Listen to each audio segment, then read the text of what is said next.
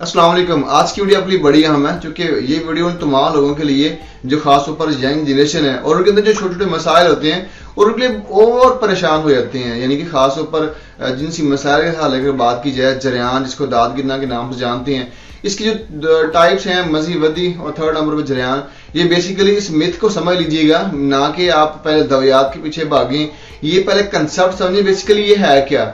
असल में जो आपका रिप्रोडक्टिव सिस्टम है, जब किसी भी वजह से जब वो हाइपर एक्टिव या हाइपर ओवर वर्किंग करने की वजह से उनमें सोजश होती है, सोजश को दूर करने के लिए वहां पे आपकी बॉडी के जो उस रास्ते में लगे गुर्दे हैं वहां पर सिक्रीशन गिरा रहे होते हैं, जिसको हम मज़ी वदी के नाम से जानते हैं। ये तबीयी तरीके से भी हो सकता है और गैर तबीयी भी हो सकता है, यानी खास वक्त में उस कंडीशन में जाना,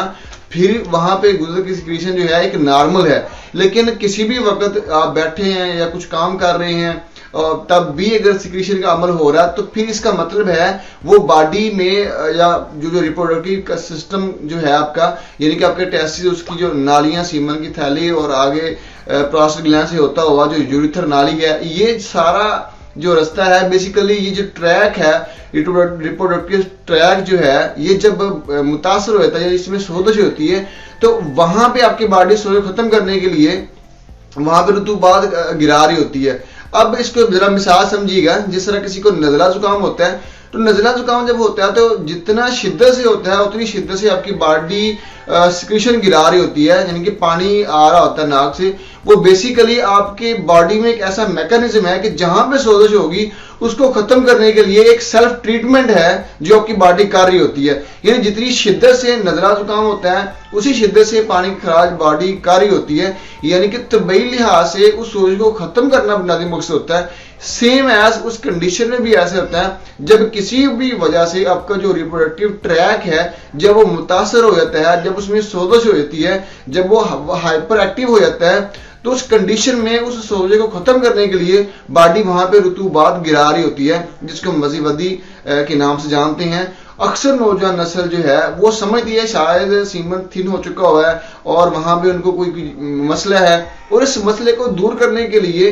वो मुगल्लद अद्वियात के पीछे भागती है और वो ये ख्याल करती है कि उनको गर्मी खुश्की हो गई है या जिगर मैदा या मसाना में गर्मी हो गई है, तब इस तरह के मसाइल आ रहे हैं। और सेम एज उन लोगों में ये देखा भी गया है, जब यूरिथर जो नाली है उसमें सोजश होती है, तो वहां पे जब वो यूरिन करते हैं, पेशाब करते हैं, तब भी उसमें जलन का एहसास हो रहा होता है। जलन का एहसास बेसिकली उसका मतलब ये होता है कि वो ट्रैक जो है वो मतूरम हो चुकी है या उसमें सोजश आ गई है। जब यूरिन करेंगे तो लाजिम बात है वहां पे जलन का एहसास होगा। अब वहां पे उसका सिंपल एक सादा जो ट्रीटमेंट है वो आप उसका जब उसको इलाज कर दिया जाए, यानी कि सोजश खत्म कर दिया जाए, तो तमाम तरह के इशूज हैं वो खत्म हो जाते हैं। दूसरी बात कि गर्मी हो गई है मसाने में या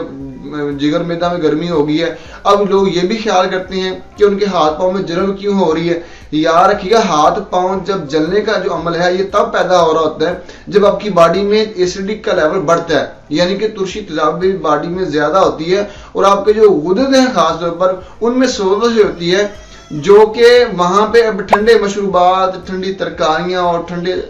खाली पेट पानी, पता नहीं क्या कुछ लोग वहां पे करते हैं, यानी कि वो ख्याल करते हैं कि उनको गर्मी का कोई इशू है। अब ये गर्मी का इशू फिर बच्चों को क्यों नहीं होता, बूढ़ों को क्यों नहीं होता, ये नौजवान नस्ल को ही क्यों होता है, इससे भी ये बात बावर होती है कि बेसिकली जो आपका रिप्रोडक्टिव सिस्टम है, जो रिप्रोडक्टिव ट्रैक है, उसमें सोजश होती है किसी भी सबब से। वो बाद दफा ऐसा है कि ओवर वर्किंग की बुनियाद पे भी जो रिप्रोडक्टिव सिस्टम है उसमें सोजश की बुनियाद पे वहां पे सिक्रीशन का अमल बॉडी बार बार कर रही होती है। वो गर्मी नहीं होती, ना वो जिगर मसाना और जिगर मैदा गर्मी होती है, वो बुनियादी तौर पर एक सोजश होती है और वो मामूली सोजश है, और उसका बुनियादी हल जो है वो सोजश को खत्म करना है, ना कि मुगल्लद अद्वियात जो किसी भी नाम से प्रोडक्ट के नाम पर इस्तेमाल कर रहे होते हैं, बल्कि उस वो तमाम लोग जो ठंडे तरकारियां इस्तेमाल करने लग पड़ते हैं, ठंडे मशरूबात ओवर कंडीशन में इस्तेमाल करते हैं, ये तमाम तरह के ऐसे मेथड यूज करते हैं जो इस बुनियाद पर किए जाते हैं कि जिगर मैदा में गर्मी हो गई है, वो बाद में उनको फिर खमियाजा भुगतना पड़ता है कि आपका रिप्रोडक्टिव सिस्टम, उसके मुतल्लिका जो आज़ा हैं उनको काफी डिस्टर्बेंस होती है over using of such condition of medicine, यानी कि इस तरह की मेडिसिन के इस्तेमाल के बाद उनमें फिर ऐसी